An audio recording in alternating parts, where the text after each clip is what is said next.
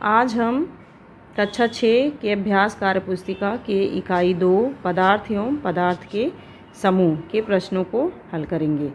चलिए हल करते हैं। प्रश्न नंबर 1 दिया गया है, निम्नलिखित प्रश्नों के सही विकल्प छांटिए। निम्नलिखित में से सेफ्टी पिन बनाने के लिए किस पदार्थ का उपयोग करेंगे? लकड़ी एवं कांच, प्लास्टिक एवं पिन, प्लास्टिक एवं कांच, प्लास्टिक एवं चमड़ा, प्लास्टिक एवं स्टील। तो सेफ्टी पिन बनाने के लिए हम किसका उपयोग करते हैं? प्लास्टिक एवं स्टील का। तो हमारा ऑप्शन नंबर 4 सही होगा। अगला प्रश्न देखते हैं। विभिन्न प्रकार के पदार्थों से मिलकर बनी वस्तु है प्लास्टिक का मग, कांच का गिलास, फावड़ा, लोहे की कील। प्लास्टिक का मग, कांच का गिलास, लोहे की कील, सब में एक एक पदार्थ का उपयोग है। जैसे प्लास्टिक के मग में केवल प्लास्टिक का, कांच के गिलास में केवल कांच का, लोहे की कील में केवल लोहे का, और फावड़ा में लोहा और लकड़ी दोनों का उपयोग होता है। इसलिए हमारा ऑप्शन नंबर 3 सही होगा।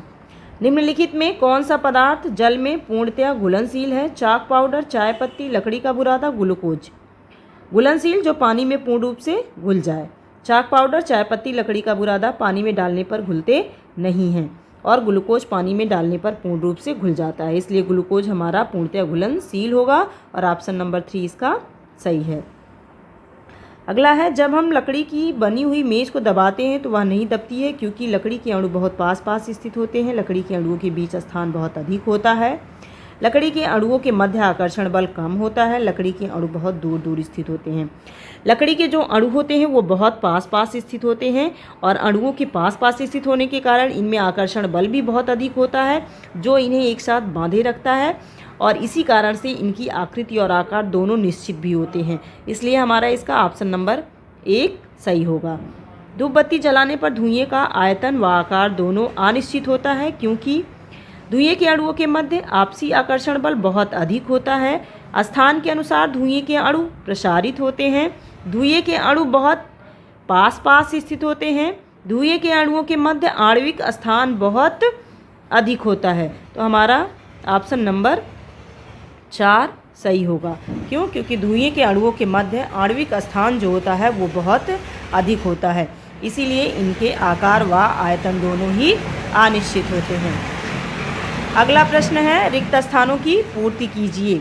नारियल का तेल गर्मी में तरल एवं जाड़े के मौसम में ठोस रूप में परिवर्तित हो जाता है। आपने देखा होगा नारियल का तेल गर्मी में द्रवावस्था में हो जाता है, जबकि जैसे ही ठंडा का मौसम आता है वैसे ही यह ठोस रूप में परिवर्तित हो जाता है। तो क्या भरा जाएगा बच्चों? ठोस। प्लास्टिक बटन आलपिन तथा कागज में से चुंबक से चिपकने वाली वस्तु है। बारी बारी से चुंबक को हम प्लास्टिक बटन आलपिन कागज के पास ले जाएंगे तो आलपिन जो होगी वो चुंबक से चिपक जाएगी। इसलिए आलपिन हमारी क्या हो जाएगी? चिपकने वाली वस्तु हो जाएगी। जलती अगरबत्ती से निकलने वाले भूरे रंग के धुएं का आकार निश्चित नहीं होता है। तो क्या भरा जाएगा बच्चों इसमें? आकार। पदार्थों को उनकी अवस्था के आधार पर 3 भागों में बांटा गया है, ठोस, द्रव तथा गैस में। अगला है, परमाणु के अवयवीय कण इलेक्ट्रॉन, प्रोटॉन तथा न्यूट्रॉन हैं। ये 3 मूल कण होते हैं परमाणु के। तीसरा प्रश्न है, निम्नलिखित में सही कथन पर सही तथा गलत कथन पर गलत का चिन्ह लगाइए। पहला है, रुई, ऊन, रबर की गेंद तथा स्पंज कठोर पदार्थ हैं। कठोर पदार्थ जो दबाने पर नहीं दबते हैं उसे कठोर पदार्थ कहते हैं और जो दबाने पर दब जाए उसे हम मुलायम पदार्थ कहते हैं। तो रुई, ऊन, रबर की गेंद, स्पंज ये मुलायम पदार्थ हैं, ना कि कठोर पदार्थ। इसलिए हमारा ये ऑप्शन क्या हो जाएगा? गलत है। लकड़ी का बुरादा, चाक पाउडर, प्लास्टिक के बर्तन अचुंबकीय होते हैं। चुंबक को हम लकड़ी के बुरादे, चाक पाउडर, प्लास्टिक के पास ले जाते हैं तो ये चुंबक से चिपकते नहीं हैं। इसलिए ये कैसे पदार्थ हो जाएंगे? अचुंबकीय पदार्थ। बिल्कुल सही है। ट्रेसिंग पेपर पारभासी होता है। ये भी हमारा ऑप्शन सही है क्योंकि ट्रेसिंग पेपर से हम किसी भी फिगर वगैरह को ट्रेस करने का काम करते हैं और पारभासी वे पदार्थ होते हैं जिनके आर पार धुंधला दिखाई पड़ता है, उसे हम पारभासी पदार्थ कहते हैं। अगला, पदार्थ अणु या परमाणु जैसे सूक्ष्म कणों से मिलकर बने होते हैं। बिल्कुल सही है। एक परमाणु इलेक्ट्रॉन, प्रोटॉन तथा अणु जैसे कणों से मिलकर बना होता है। ये हमारा गलत है क्योंकि यहाँ पे एक शब्द हो गया अणु। यहाँ अगर इलेक्ट्रॉन, प्रोटॉन, न्यूट्रॉन होता तो ये भी सही रहता, लेकिन अणु की वजह से ये क्या हो जाएगा? गलत हो जाएगा। कांच की गोली भारी होने के कारण जल में डूब जाती, ये भी ऑप्शन हमारा बिल्कुल सही है। अगला प्रश्न है स्तंभका तथा स्तंभका को सुमेलित कीजिए। ठोस ठोस के आकार और आयतन दोनों निश्चित होते हैं। जल पारदर्शी होता है, जिसके आर पार देखा जा सके उसे पारदर्शी कहते हैं। अणु को हम नग्न आँखों से देखना संभव नहीं है। गैस के गैसीय पदार्थों में कण जो होते हैं द्रव की अपेक्षा दूर दूर होते हैं तथा यह पारदर्शी होता है। स्टील का गिलास केवल स्टील से बना होता है, इसलिए ये एक पदार्थ से निर्मित वस्तु है। अगला हमारा है 5वां प्रश्न है निम्नलिखित में जो बेमेल है उसे छांट कर लिखिए। स्टील का बर्तन, कांच का गिलास, मिट्टी का घड़ा, जल। तो हमारा इसमें सबसे अलग क्या है? जल है। सारे हमारे बर्तन हैं, स्टील की बर्तन है, कांच का गिलास है, मिट्टी का घड़ा, सब बर्तन में आएंगे और जल हमारा इसमें सबसे अलग है।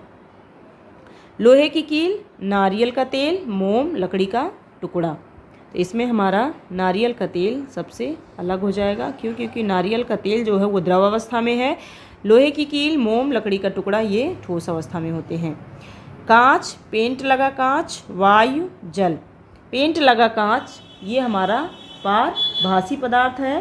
पारभासी पदार्थ जिनके द्वारा धुंधला या आंशिक रूप से आर पार देखा जा सके उसे पारभासी पदार्थ कहते हैं। तो पेंट लगा कांच हमारा क्या हो जाएगा? पारभासी। जबकि कांच, वायु, जल ये हमारे पारदर्शी हैं। इस तरह से हम इसे अलग कर सकते हैं। नमक, शक्कर, लकड़ी का बुरादा, जल। जल हमारा क्या है? जल विलायक है ना? क्या है? विलायक है। नमक, शक्कर, लकड़ी का बुरादा हम इसमें इसको डाल करके घोल सकते हैं। अगला प्रोटॉन, यौगिक, इलेक्ट्रॉन, न्यूट्रॉन। इसमें हमारा यौगिक सबसे अलग है।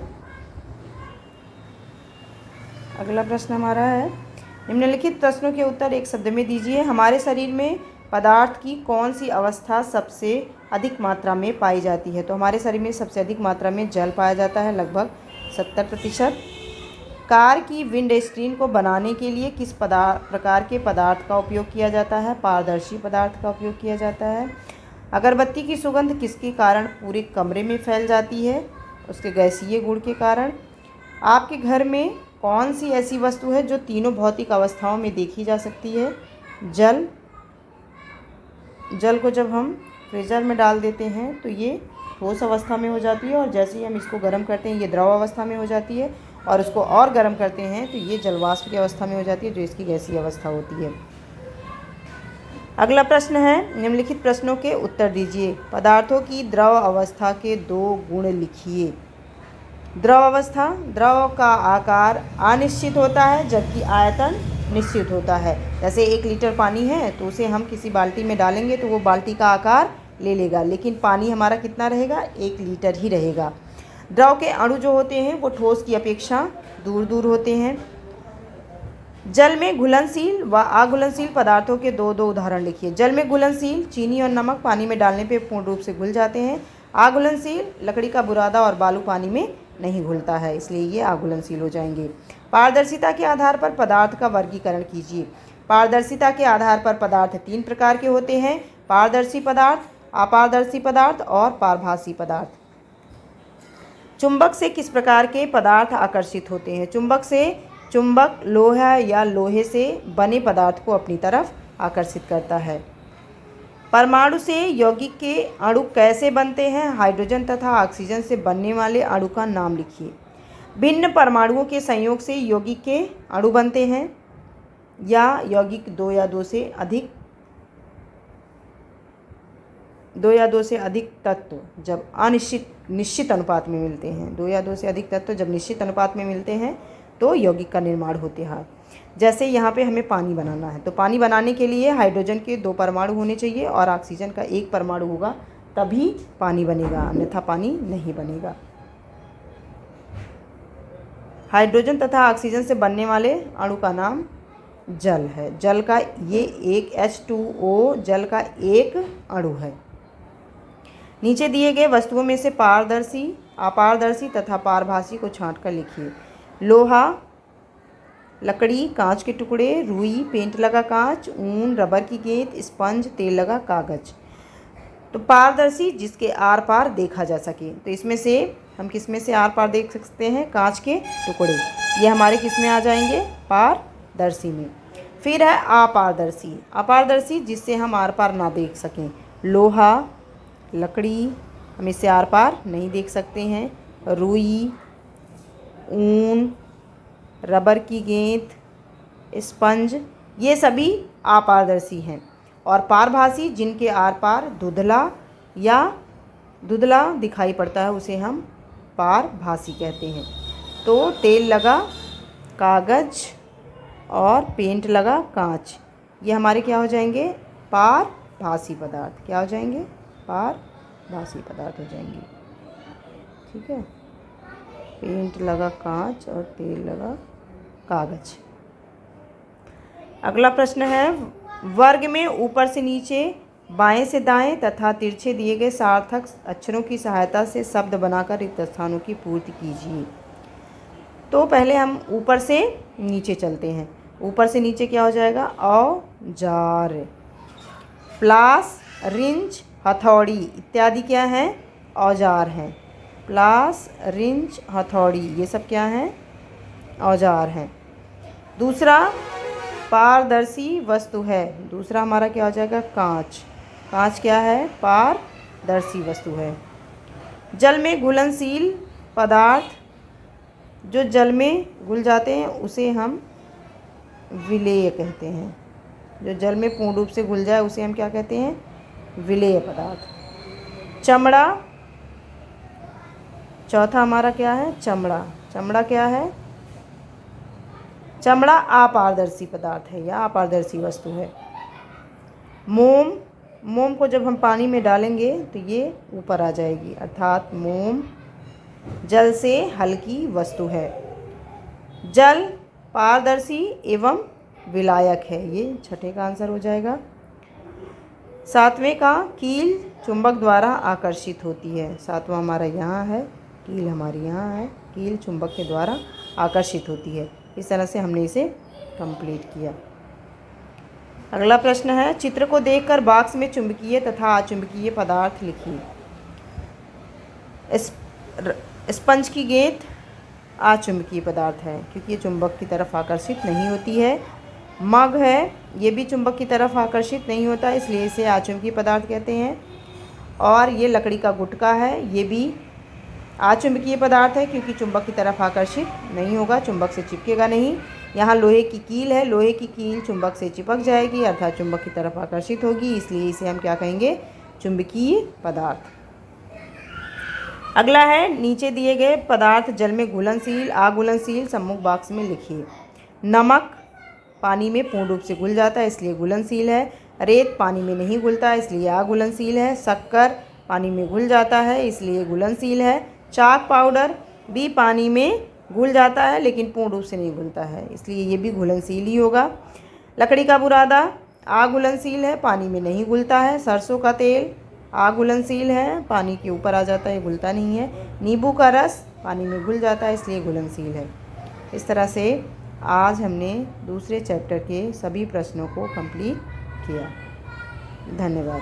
अगर आपको वीडियो अच्छी लगती है तो लाइक कीजिए, शेयर कीजिए, सब्सक्राइब कीजिए। Thank you.